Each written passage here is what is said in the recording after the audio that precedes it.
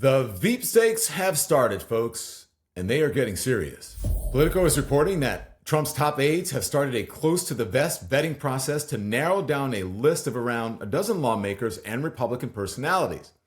Trump's campaign has even hired an outside firm to conduct background checks, and both Melania Trump and Donald Trump Jr. are providing the former president with updates. So, who is in contention? We're hearing several names in this VEEPSTAKE. South Carolina Senator Tim Scott. We're also hearing about one of the top Republicans in the House, Elise Stefanik, Ohio Senator J.D. Vance, and even Florida Senator Marco Rubio getting some attention as of late. Those close to the campaign calling it an apprentice-style search. Now, Trump has said in the past that what's most important to him is picking someone who could, quote, be a good president in case of emergency. But let's just be real about this. The only reason Trump is running for president this time around, beyond his ego, is the fact that he is desperate to stay out of prison. The only surefire way to accomplish that is to win back the White House. I say this because I think Trump will be extremely strategic about who he picks to be his number two. So right off the bat, I think that we can dismiss Ohio Senator J.D. Vance and North Dakota Governor Doug Burgum.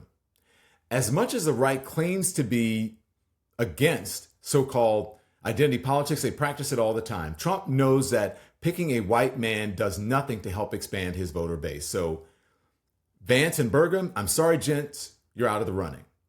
That leaves us with an impressively diverse collection of the most obsequious, I don't want to say that, just diverse folks. You'll notice, though, that group can be rather easily sorted into two categories. Okay, go with me on this. Black and brown men, like South Carolina Senator Tim Scott, Florida Congressman Byron Donalds, and Vivek Ramaswamy. And the other group, white women, like New York Congresswoman Elise Stefanik, South Dakota Governor Kristi Noem, and Alabama Senator Katie Britt.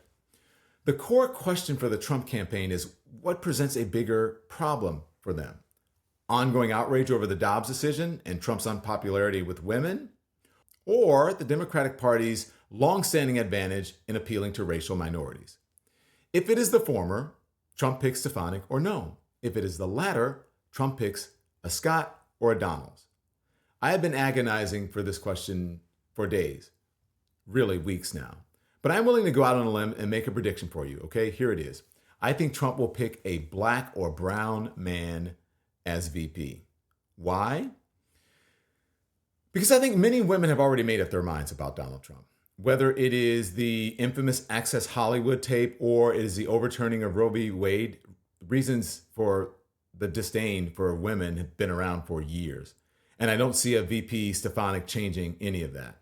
Now, on the other hand, for months now, we have seen polling that suggests a sizable chunk of Black and Hispanic voters are open to abandoning the Democratic Party. Okay, let's talk about the polling here. Recent Gallup survey among Black Americans expressing a party preference, Democratic lead over Republicans has dropped by almost 20% in the last 3 years. That's a problem. That is a problem for Democrats. If Trump manages to just barely increase the percentage of Black voters he gets this time around, it is all over for Joe Biden. A VP Tim Scott could help with that.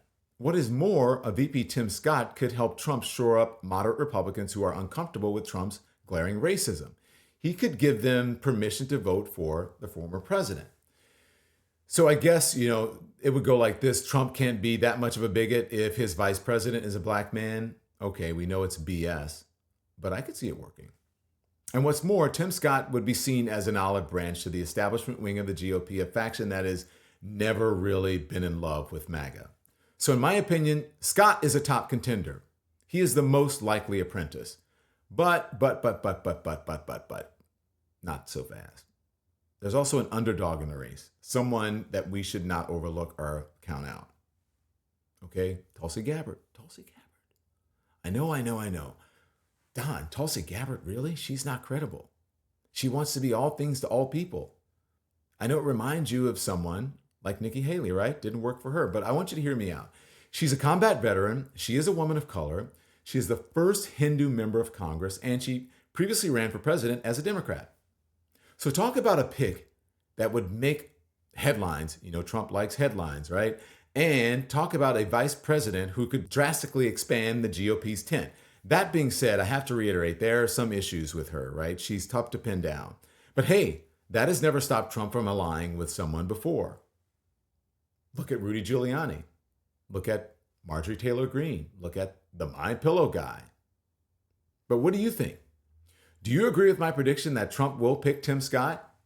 Do you think I'm crazy to think that Tulsi Gabbard could be very dangerous on the GOP ticket? Am I overlooking anyone?